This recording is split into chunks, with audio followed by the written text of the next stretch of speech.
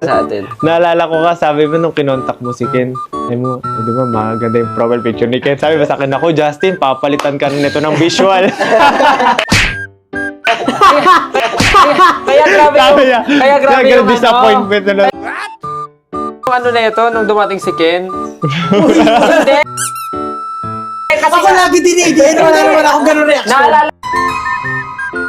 Naalala niyo yun, di ba? Pero feel ko totoo yung sinabi ni Tel. Ganun si Pablo. Wala akong ginawa. Hindi. Ibenta sa inyo. Kasi yan. So, naghahanap nga ng isang member. Ito si Josh, hinanap si Ken sa Facebook.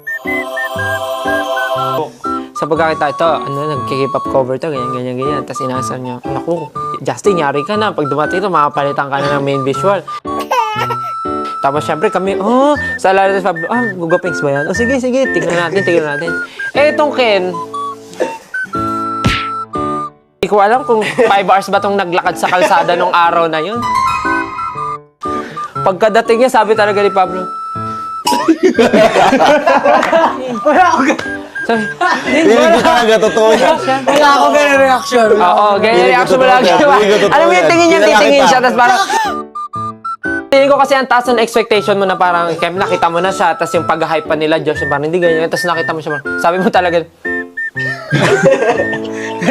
Kasi yung... hindi ko makakalimutan yun. Hindi ko kulay ng... Feeling ko totoo yan. Yung sinabi kay Totoo yan. Ay, yung sinabi kay G2.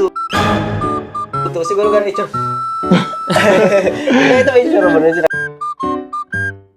Ano pa siya, pink na sweatshirt, naka-gray na jogging pants, tapos black yung bag niya na snapback. Green.